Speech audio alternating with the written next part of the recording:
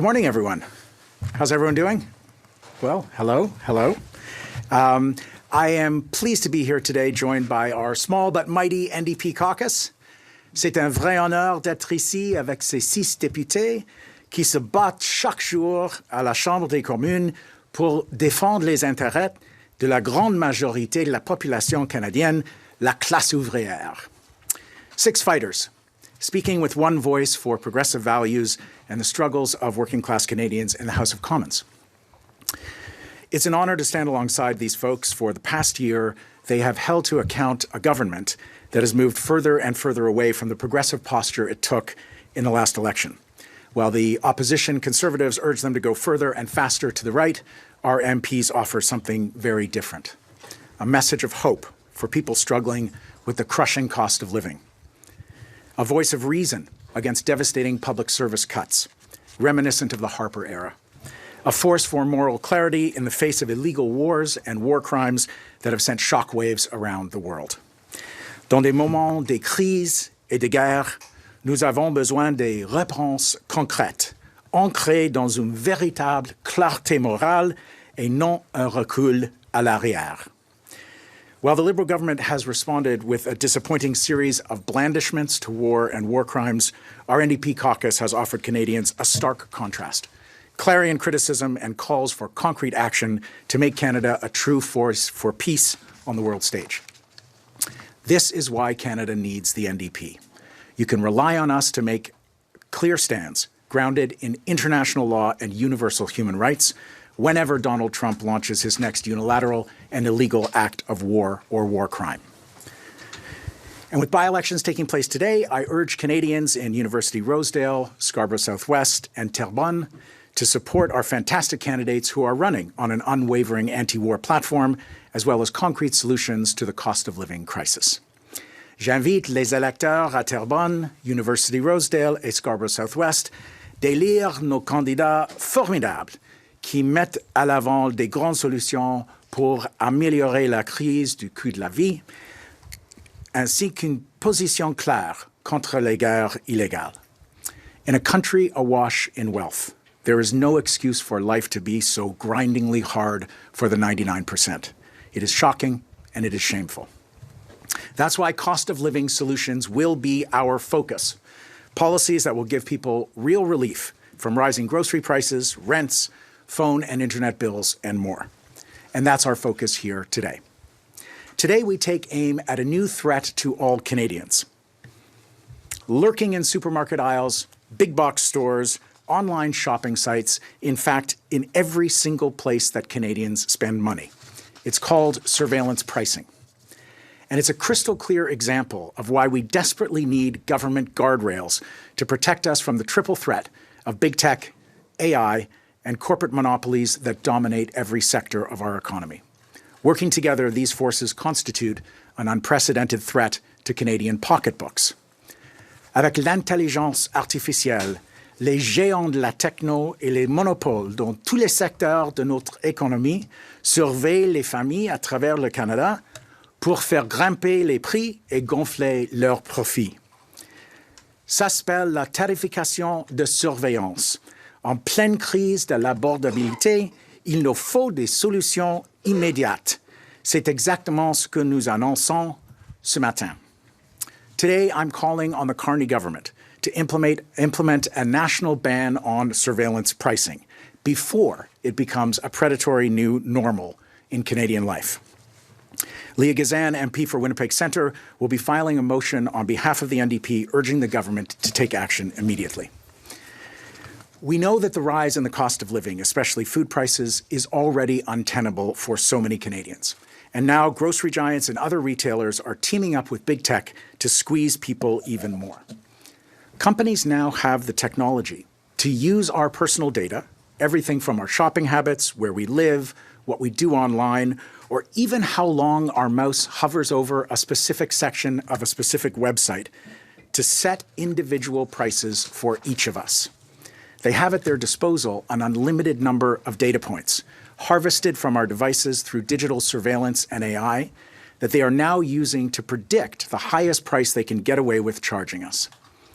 This means that 2 different people could pay two different prices for the exact same product in the same store or on the same website on the same day. It's unfair, it's a ripoff, and it's downright creepy. And it's time to put a stop to it. And you know who is leading this fight? Workers, of course. The United Food and Commercial Workers Union, which represents thousands of retail workers across Canada, says its members are already seeing the impacts of these pricing practices on the ground. And they're sounding the alarm on it, calling it predatory, designed to squeeze even more out of people at the checkout. In the United States, there are disturbing examples already documented. The Federal Trade Commission recently found retailers frequently use a wide range of personal data to set prices. And the examples are downright dystopian. If you're a new parent and your baby's sick, a corporation could charge you a higher price for a thermometer or medicine based on your search history. If a loved one dies and you need to travel on short notice, you could be charged more for a plane ticket if you got an email about funeral arrangements. A separate investigation into algorithmic pricing by Instacart in the United States found that identical products could be as much as 23% more expensive from one shopper to the next. And we are not insulated from this predatory practice in Canada. Surveillance pricing is opaque by design, making it harder for experts and consumers to detect where and when it's happening. But the tools are readily available and well documented.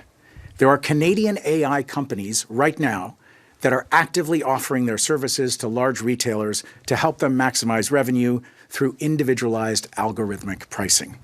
And our own Competition Bureau has been alarmed enough by the practice to carry out a study and stakeholder consultation on the subject, although disappointingly, no action has been taken or even recommended. But this is not a phenomenon we can just sit back and watch. As policy expert Vas Bednar has said, normalization is the threat here. If we're serious about protecting Canadians from price gouging, we must reckon with the shadowy and destructive influence of big tech and big data in supercharging it. We can't wait until we inhabit a dystopian retail landscape where every individual is their own target market, profiled and surveilled without their knowledge or consent, just for already profitable corporations to extract even more. We've got to act before it's too late. This is what Wab Kinew's NDP government is already doing. Manitoba has become the first jurisdiction in Canada to introduce a bill to ban surveillance pricing in the province. L'IA rend déjà la vie beaucoup plus chère pour les familles à travers le Canada. Ça suffit. Le gouvernement a une responsabilité à régler ça. Et c'est exactement ce que fait le gouvernement de Manitoba. En ce moment, le gouvernement fédéral doit faire preuve de leadership et mettre les gens en premier. This is the kind of leadership we need to see at the national level.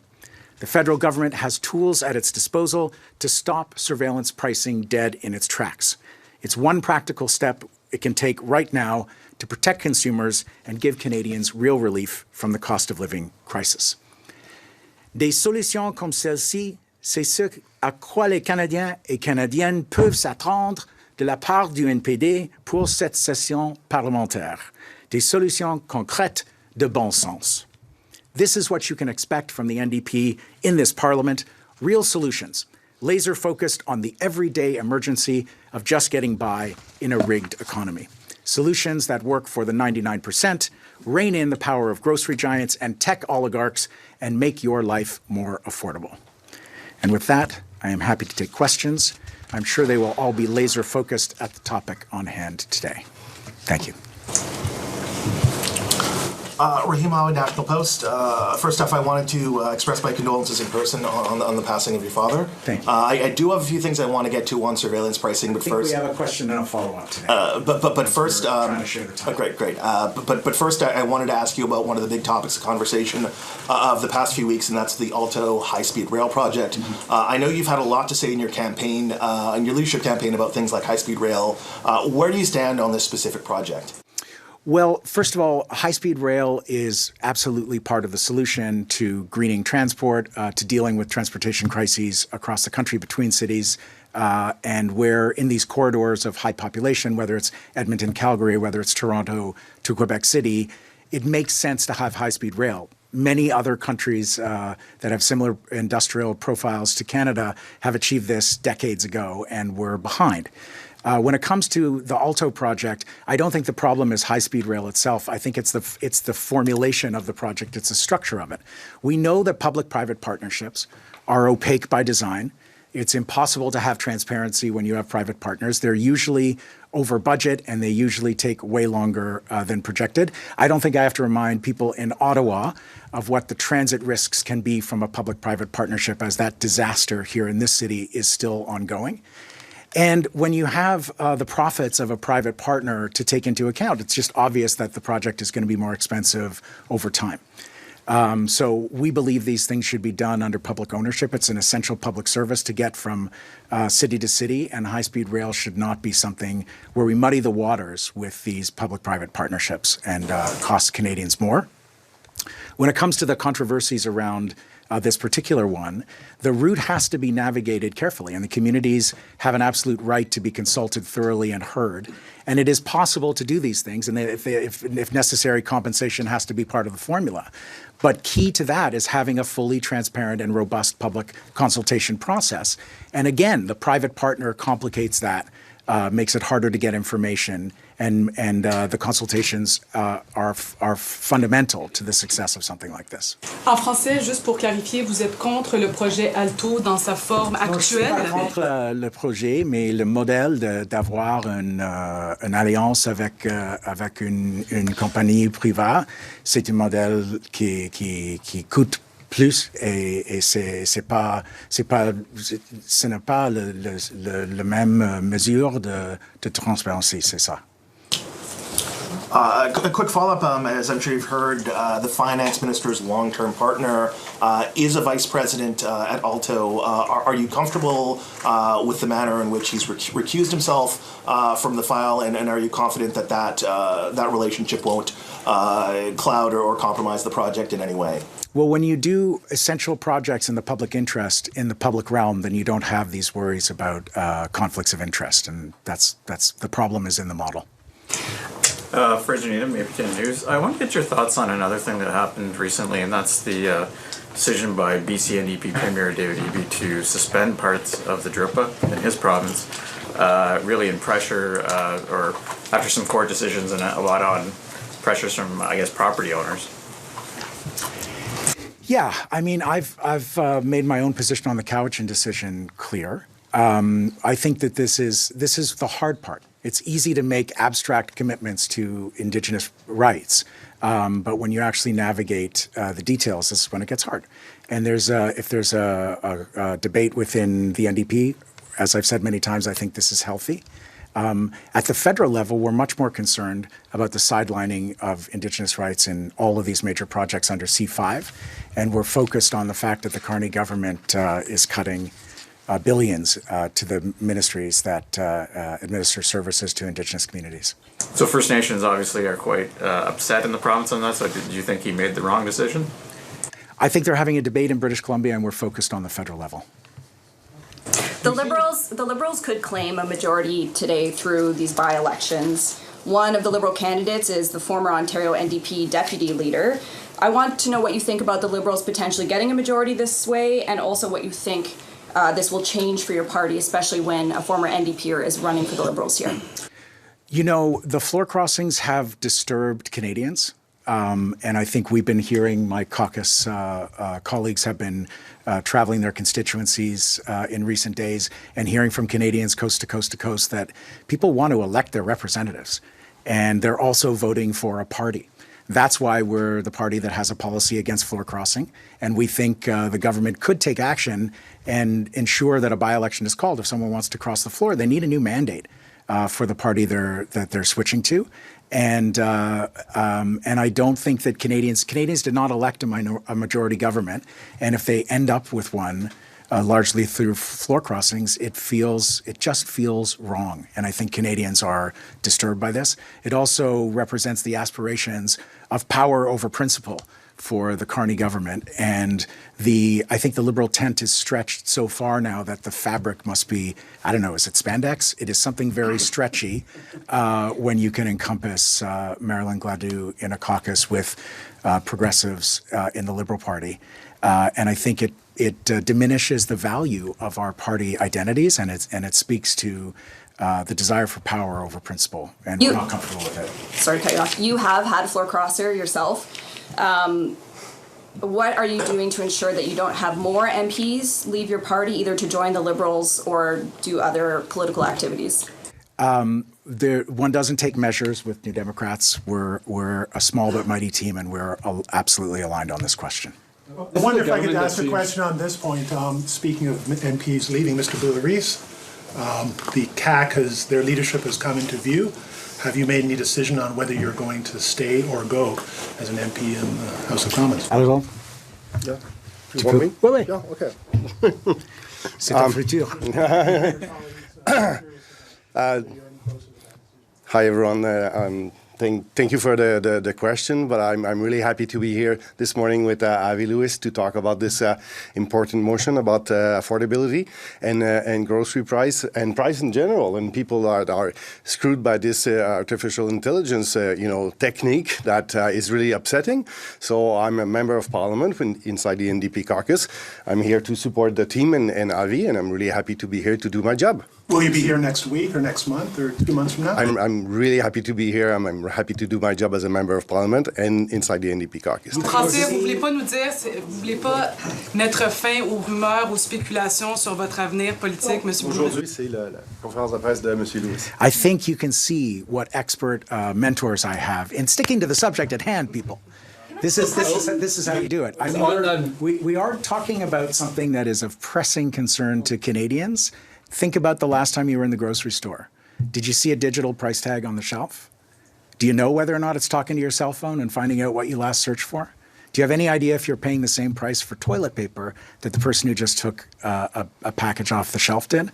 That's what we're here to talk about today. For Heather, can we get a question on Trump blocking Iranian I'll be ports? taking the questions, thank you. But Trump is blocking ports. David, you're next. Trump is blocking ports. Are we not allowed to get answer I'm happy from to answer that the question. Foreign Just that David Affairs? was next. I'm happy to take your question. That's the press gallery's room. If Mickey's got a question, she got it up before I did, so. Okay. The question is for Heather as Foreign Affairs I'm going to critic. take the rest of the questions today. Thank you. Okay, well, what do you make of, well, first off, why can't the Foreign Affairs critic answer? And secondly, what do you make of Trump blockading ports in Iran? It is. So first of all, we had a conversation as a caucus before the press conference, and they encouraged me to do my first press conference on the Hill and answer the questions. Yes, I thought it was appropriate when I'm talking about someone's personal future to give Alex a chance to speak about that. Would you like my answer on the question? Yes. Yeah, it's another unhelpful and dangerous development in a war that is immoral, illegal, and is setting the world on fire. And I think it shows that we are still on this roller coaster, and that any hopes of a ceasefire sticking are, like anything else with the Trump administration, are very, very precarious. What do you want the Mark Carney government to do then in terms of what's happening in the Middle East? Yeah, I think Canada's role as a middle power, as the Prime Minister articulated so enthusiastically at Davos, is to gather other countries that are middle powers and exert a combined pressure on the superpowers to bring this war to an immediate end. It's also providing cover for horrific attacks in Lebanon, where countless civilians have been killed in massive airstrikes on civilian areas. And it's supercharging prices at the pump for us. It's going to drive another inflation crisis. It risks throwing the entire world into a global recession. And this war needs to be brought to an end as soon as possible. And the way to do that is through diplomatic pressure of countries working in alliance to bring the United States and Israel to account. And that's what the Prime Minister has promised, and we're still waiting. This is a government that seemed reluctant to regulate AI in the past, just looking back to the Templar Ridge shooting and the talks with OpenAI there, and saying they threatened regulation, but we haven't actually seen anything come from that yet. How do you get them on board with this idea? Well, I think they're going to get on board when they realize how disturbed Canadians are by the creepy power of that big tech has in our lives. Our lives are so thoroughly through with digital activities And there are no checks and balances. And even, the digital services tax of some billions of dollars a year, a very modest first step in asserting the government's intention to regulate big tech, was abandoned by the Carney government. And the reason we're talking about surveillance pricing today is in part to make this real for Canadians in a cost of living emergency, that the government needs to step up and actually govern and regulate the powers that determine every click on online shopping and every choice we make in the supermarket. For that to be fuel for price gouging is utterly unacceptable. And so we need to, I think part of this is even a piece of it is popular education. I don't know that everybody in Canada knows that surveillance pricing is actually active in this country right now. So we have to raise the alarm, and people will undoubtedly be outraged.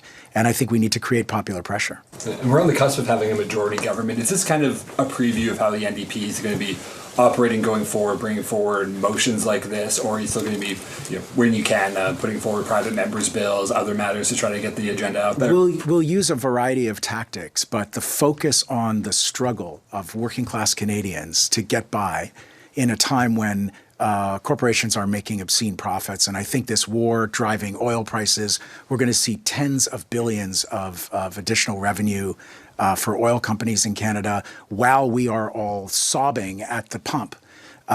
We need windfall profit taxes for corporations that are going to make a mint on this crisis. And we need protections for consumers, price caps, and other measures that we fought for in the past. And we're going to stay focused on how people get by in an extremely difficult time when there are not other voices in Parliament that are speaking up for working class Canadians. The Liberals and the Conservatives are passing giant pieces of legislation together.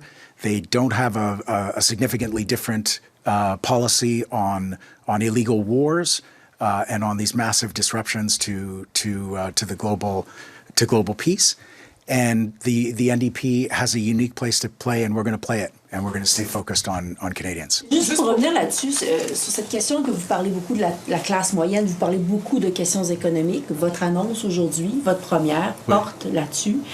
Je vous entends pas beaucoup parler d'intersectionnalité, de colonialisme, ce genre de questions qu'on pourrait dire plus identitaires qui ont quand même beaucoup marqué le NPD. J'aimerais savoir quelle place ces questions-là vont prendre dans votre leadership. C'est une question très abstracte pour moi.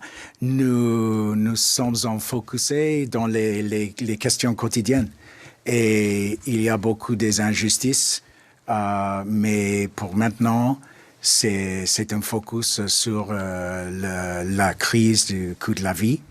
Et il y a beaucoup d'injustices, ouais. Mais c'est terrible dans ce moment de crise économique globale avec la guerre et tout ça. Les Canadiens et Canadiennes sont menacés pour ces forces dans la vie quotidienne, et c'est notre focus maintenant. Ce serait honnête de dire que vous voulez vous décoller un peu de ces questions abstraites pour vous concentrer sur toute la vie? Non. Nous avons une philosophie, nous avons une vision très ample sur les choses du système dans lequel nous vivons. Mais maintenant, c'est pas un moment des questions abstractes. Maintenant, aujourd'hui, ce matin, on parle de ces questions de surveillance dans les épiceries. Et c'est très important maintenant. Juste pour revenir sur les élections partielles, juste pour savoir, vous avez fait du porte-à-porte dans University Rosedale. Oui. Je me demande. Terrebonne aussi. Oui. OK, très bien. Je me demande, est-ce que vous vous attendez à avoir un effet Avi Lewis? Est-ce que vous avez un objectif en tête? Non. C'est impossible. Dans 2 semaines, et la première semaine de mon leadership était avec ma famille. Alors, je n'ai pas des aspirations si grandes d'avoir un effet dans la première semaine de mon leadership, mais merci pour l'idée. Juste pour revenir sur le futur de M. Boulris, je vais vous poser la question à vous. Est-ce que vous tentez encore de convaincre M. Boulris de rester? Pensez-vous qu'il y a encore des chances qu'il reste député du NPD? Je pense que Alex a une décision à faire et c'est à lui et nous sommes ici pour discuter des autres choses aujourd'hui. Merci. Just following up on my colleague's previous question, how do you balance, though, the difference? You want to stay focused on affordability, the cost of living, but you were elected in part as a champion of social movement activism for various causes, who expect you to be championing these causes. So how do you balance those two things? I don't see it as a contrast. We have been fighting for safety for Indigenous communities. We've been fighting for justice for missing and murdered Indigenous women and girls. We will never stop doing that. There's nothing more life and death in the daily life of Canadian communities than the fundamental safety of those core social justice issues. There's no contrast here. To put an emphasis on the cost of living crisis is to speak to everyone who is suffering in this economy, and it doesn't represent a shift in any way. We have fundamental values as New Democrats. We believe in justice for all people. We believe it's time to right the scales of history when it comes to issues like Indigenous rights and the safety of Indigenous communities. We're in a time when the government is promising $500 billion in the next decade of public funds to be spent on weapons and war, while there is austerity and vicious cuts to public services, billions of dollars to the ministries that are responsible for providing services to Indigenous communities. There's no conflict here. We're fighting for a decent and dignified life for every single person in this country, and that is completely in line with our philosophy as New Democrats and our commitment to social justice universally. What does success look like for you in the by-elections tonight, given, I think, in the University of Rosedale, you got around 10% in the last election. In Terrebonne, it's 2% or something like that. I mean, this was a by-election that was called while we were in a leadership election, while the Liberals scheduled their leadership convention for the weekend before. It's happening in a time when people are distracted by daily explosions, literal and figurative, around the world. And it was overshadowed by a series of floor crossings, which we've already weighed in on. So we'll see what happens in the by-elections, and we'll parse the tea leaves with you tomorrow. Thank you. You don't have a seat in Parliament. How is that practically going to work as leader? Are you willing to wait it out until the next election?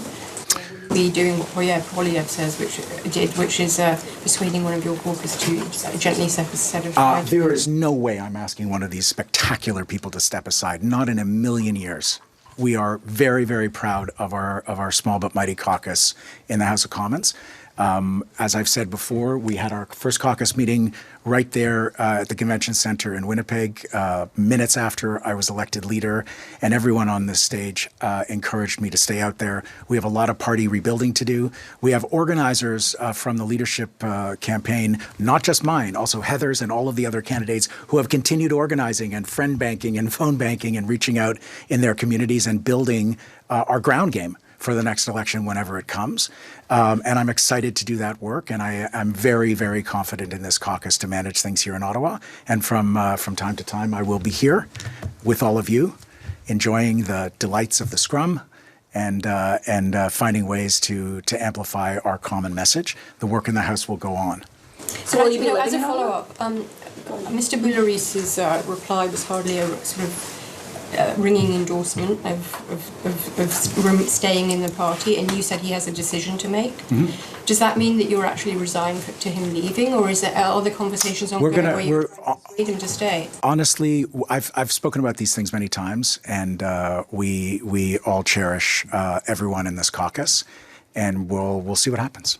Surveillance pricing? I promised I'd have a question on that. Looping around for a second, go. So, on surveillance pricing, so I don't know the exact... Did they read you the rules, or you just ignore them? Or It's okay. There's our rules in here. rules. You're the new one. Yeah. Like, this is our room. Okay, so, sorry, I promised you there'd be a question on surveillance pricing, and I don't think you've gotten one yet, so I wanted to... Sorry, I'm being mocked for not having a pass? Well, you're Yeah, trying to I'm tell just us the registering rules that. here, and you're making up rules that aren't the rules. We know the rules suggested because to we have this passed, To and we share agreed our to the. time today, we suggested a question and a follow-up, but I'm happy to take an extra one from your colleague. Great. So on the surveillance pricing issue. So I don't know the exact timeline for implementation in Manitoba, but I know this is a pretty recent piece of legislation. So why drive full steam ahead, calling for a national ban instead of taking time to see how the policy plays out in Manitoba, and if there's anything missed, being able to write those in ultimately to the federal policy? Very different jurisdictions, very different tools that are available. And the urgency of calling for a ban on surveillance pricing is there is no world in which surveillance pricing is okay. There's no world in which this predatory practice can be normalized. And the longer we wait, the deeper it weaves itself into the shopping experience and the daily lives of Canadians. That's why we're waving the flag on it today. Because as Vas Bednar said, normalization is the threat here. We know it's been normalized in the United States, and the examples are really shocking. Like just you're Googling, baby has a fever, and you pay more for a thermometer than someone else. If that can happen, then we got to take measures immediately. It's scandalous. We will be watching the Manitoba example. It's a great example of how NDP governments are focused on supporting everyday Canadians. And we're excited to take the lead of Manitoba on this issue. But to fight for it at the federal level involves different mechanisms and a different scale. And that's what we're here to do as a federal party. Two-part follow-up on the critic roles. I feel like you have. We're actually over time, so we should wrap it. Thank you. Thank you. Thanks, everyone. Merci. Thank you. This concludes the press conference. Merci. Ça conclut cette conférence de presse.